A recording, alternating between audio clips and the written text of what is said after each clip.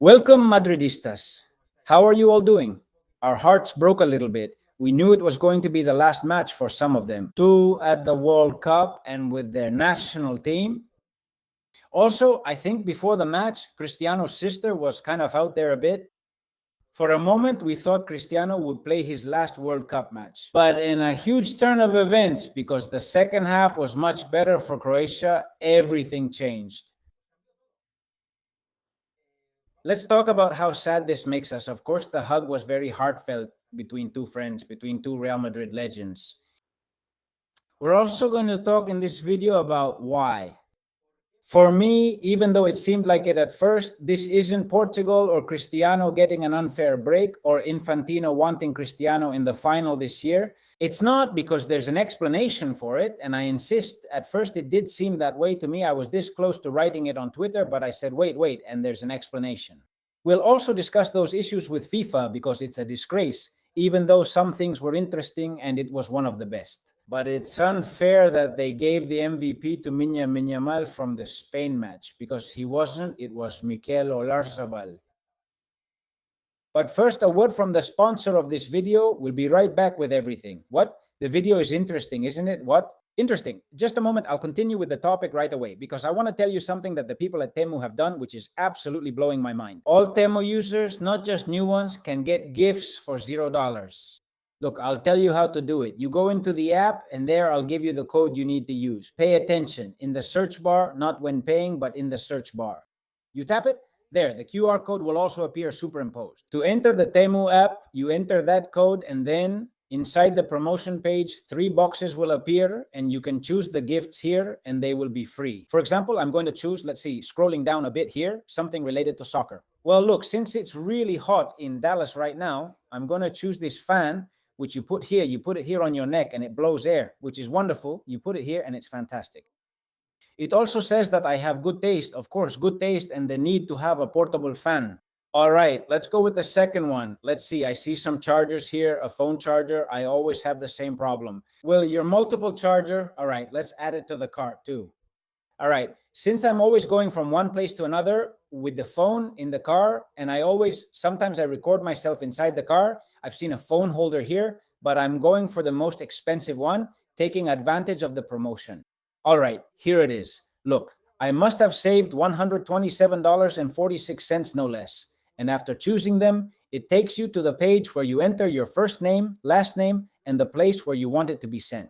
Take advantage, it's free. Go to Temu and do it. Come on. Thanks for paying attention. Make the most of it. Let's get to the point of why this isn't a robbery. Even though it seemed like the Croatian player didn't touch the ball, in this way he wouldn't be enabling his teammate and it wouldn't be offside. And that's why, guys, whether we like it or not, football has become what it has become. And now it's all about mathematics, and there's a chip in the ball. I swear to you, I was convinced until I saw this image, and now with this, they could still trick us, but man, it would be really far-fetched for them to trick us with this. Damn. There's a chip in the ball that says at that moment, and this is what they showed the referee, there's a change in the ball. I mean, the ball detects a hit or a touch, the slightest contact, I think with the hair. And yes, you could consider that, man. That's not really gaining an advantage. It's not gaining an advantage by just a few millimeters either, but that's how it is. That's how it's being refereed. We wanted football to be like this. Well, it's also been imposed on us that it has to be this way, and the rules are the same for everyone. Well, equal for everyone in some things like this. I'd also like to see if this were done to Argentina. I'd like to see that too. Well, and we've already seen it, haven't we? The tackle that Lionel Messi made in the first match and the one that Balogun, the United States player, made, and he's a player from a host team, and one gets a red card and the other doesn't, right? But anyway, the point is focusing on this, and because everyone is going to take advantage of it now, especially those who were very outraged because in the Qatar World Cup, there were 7 penalties in favor of Argentina. They say, look, they also favor Cristiano and Portugal, right? No, and now let's talk about the penalty, by the way. Well, no, and I thought the same thing, but in journalism and in life, you have to wait a little, count to 10, in this case, even more than 10, and wait until you have all the information. And the important information is this. There's a chip in the ball that says there was a touch there. That's just how it is. Whether we like it or not, whether we like it or not, whether we like it or not. Fijaos, look, the penalty. To me, the penalty seems like the first thing I thought, look, is that finally, they're going to the VAR for a play like this. How many times have they done this to him? I'm thinking, I don't know, to Rudiger, to Militao. At the start of last season, last league, I'm moving around here because the Mexican is around and it's the same problem as the other day. To Rudiger, to Militao at the start of last season, or maybe the one before, I can't recall, we've seen this happen countless times. And what I thought when I saw this was, I said, finally, they're going to the VR. One thing is clear, a defender can't do whatever he wants. And there, I think it was Vega, right? If they don't grab him, maybe he doesn't finish well, but I think he gets to touch the ball and he can't do it because they're holding him. Even if it's just a little, they're holding him. This is a penalty, guys. This is a penalty. Strict? Strict. Have we seen a lot like this not get called? Of course. But is it a penalty? It's a penalty. It's a penalty. Therefore, is it a robbery in Portugal's favor? It's not a robbery against Portugal. It's not. It's not. Hey, maybe it is an MVP robbery. That maybe is true, right? Because, well, they've given it to Cristiano too. By the way, Cristiano scored a spectacular goal, but it's amazing how he brought that ball down so calmly. It was coming down from the stratosphere. Remember the play when they were barely offside? He controlled it and finished fantastically. He also scored the penalty. Hey, he gets involved in the match. He takes part in certain plays and does well and all that. I mean, it's not one of Cristiano's worst matches, but I also don't think it's his best either. For example, with Gonzalo Ramos, he makes a spectacular shot to give Portugal the win. What's going on? That in case of doubt, it goes to the famous one. In case of doubt, it goes to the famous one. Cristiano in that case, but what happened with Cristiano wasn't as striking as what happened with the bad mile. With a guy like Oyarzabal who gets 2 goals, a brace, and 2 assists, right? And it's been 2, right? Yes, both from Oyarzabal. Correct. Well, there you have it, right? I mean, Oyarzabal is a guy who doesn't get much hype and doesn't care. He doesn't care at all. As my good friend John Cuedva says here, who's a big Real Sociedad fan and was my colleague at Marca TV, 100% greatness, zero arrogance. Well, here is good old Oyarzabal. He's the MVP of the meme. Besides, the meme can give much more, but there's something really good about Lamine Yamal, or this Spain with Lamine Yamal, and that's that Lamer had a tough time. And Lamine Yamal actually takes defenders on now, unlike in the first match against Cape Verde when he wasn't taking anyone on. In the end, it had to be Lamine Yamal in the final minutes, even though he wasn't playing well and the team was desperate. Possession has to materialize with wingers who take on defenders. That's the source of Spain's success at the last Euros. And I think that Lamine Yamal is not even giving 70% of what he can give right now. And I hope that as the tournament goes on, he will improve. And when he has that game, people will say, hey, MVP, man. But for now, he wasn't. It was this guy. It was Oyarzabal. Anyway, I'm telling you, there's something, but I'm going to show you something that's really great. It's really great. There's a tweet out there that I found really funny. And now I'll tell you a bit about the topics and messages I've received about Spain and so on. But there's a wonderful tweet, is this one. Frank Guillen, with this image of the brother from Lamine Yamal that we showed in the previous video, says, the blonde in front has deprived us all of the sticker. The Times? It's the brother from Lamine Yamal doing this. And he says the kid's name is Kaini. And he says, and Borja Iglesias replies, he says, hey, the blonde in front gave you a double this afternoon, buddy. And apparently the blonde in front is the mother of the guy who found it. It's a combination of tweets and posts. It's a bit of a burn, but Borja Iglesias here, who's a guy that, well, I don't really like that much, but we have to mention him. We have to admit here that the guy, and it's his account, we have to admit that it's really good. And he gives a nice little burn to Frank Guillen. I was going to tell you this. Look, I've received messages today about the Spain thing. I know there are a lot of people. I always say the same thing here. Don't deny reality. We used to laugh at Barcelona fans when they denied the reality of the very good Real Madrid, the very good Vinicius, etc. Let's not deny reality, guys. Let's learn more about football. Many people dislike the Spanish national team, and I understand why, mainly because of the federation, as I always mention. That doesn't affect me because I'm Spanish. From my little finger to the last hair on my head, I support my national team, and I can't imagine anything else. And you already know how I am, don't you? The thing is, I've seen these messages in the last video.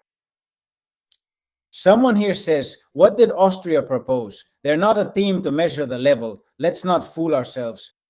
The question is, what did Spain allow Austria to do? Do you realize that? I said it in the previous video. Whenever a team dominates like Spain dominated Austria, there are always two considerations from the critics. Always, always. We complain about this with Madrid too. When Madrid wins, people say, it's just because the other team was bad. Okay. No, it's that here the other team is really bad or that the match was really boring, of course. But if you're not a fan of that team, you think that. Or if you're against that team, you think that. That's the question. You think, what did Spain let Austria do? Nothing. They completely shut them down. So now the opponent is just really bad. Argentina also won, but they won with more difficulties than Spain. Argentina versus Austria. Someone says, Austria is really bad in women's soccer. They didn't even know how to control the ball, says another person. His name is Arturo Valencia. Here, aside from the questionable comment, we're in the same situation. Another person says they have the same red carpet as FIFA, as the Fifantina. The time will come when they face a real team. Another classic. No, come on. You'll get to a real team soon. Another classic. Spain in the Euro Cup faced how many real teams? Well, and world champions and European champions. Italy, former world champions. Croatia in their day. Germany, France, England, and they used to say they'll face a real team eventually. And they ended up beating all of them, right? Look, there's a reflection made on this account that I think is one of the best that's been made. And I think if you pay a little attention, just a little attention, you'll understand it well. How Spain plays and why. It's very difficult to play against De La Fuente's team. He says, why does it seem like that? Oh, goal by Switzerland. I'm watching the Riojo match here, and I don't know if anything is showing up on the screen, right? He says, why does Spain seem so unconvincing?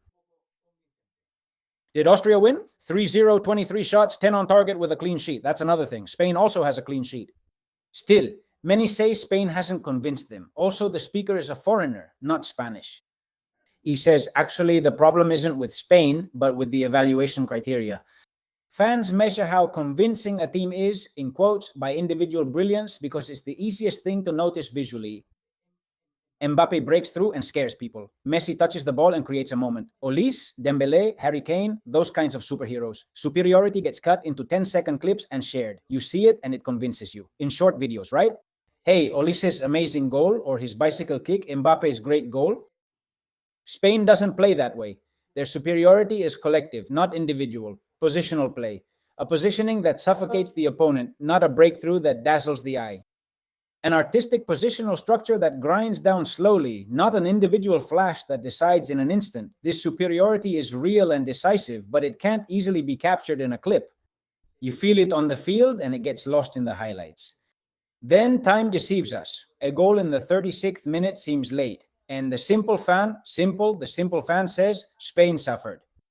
But the chances were there before the goal. The goalkeeper only postponed the outcome. He didn't deny the dominance. The result was delayed, not the performance. The truth is this, he says, Spain doesn't dazzle the eye, but it wears out the opponent. And we've been trained to applaud individual visual brilliance. It's just that he nails it. Spain may not create the plays that get shared, but it creates the kind of match where the opponent never gets to rest. And the difference between the two is the difference between a kind of football that dazzles the spectator and a kind of football that exhausts the opponent who can't resist it. Many of you might think that Spain doesn't really impress us, or maybe it does impress you. It's like watching a sunset, right? You spend 2 hours watching the sunset, 2 hours before when the sun sets. It's different than watching an eclipse that only lasts a moment. It's clear, right? One thing is brief, the other lasts longer. Well, it's the same thing, and it might not convince you aesthetically. But what is clear, and there's an amazing video here that I shared on Twitter from CBS. Here Mike Grella talks about it. The video is long and it's in English, but the guy says that Spain is the most frustrating team you can play against, and that of course they can compete right now with Argentina and France. In fact, I'll add, the only team that has beaten France in recent years has been Spain, precisely because of that, because they neutralized their opponent. We stay quiet when they neutralize France, but when it's Austria, it's because Austria is supposedly very bad, right? They neutralize everyone, even Cape Verde, though they didn't score against them because they lacked wingers. But I want to think that, and I also want to hold up a mirror to those of you who don't consider this, who criticize this, right? The whole thing about, no, it's just boring as hell and all that. It's about stopping to think about what kind of soccer this is, which might be more or less appealing to you, but what is it really about? What is it about? Why is it such a difficult kind of soccer?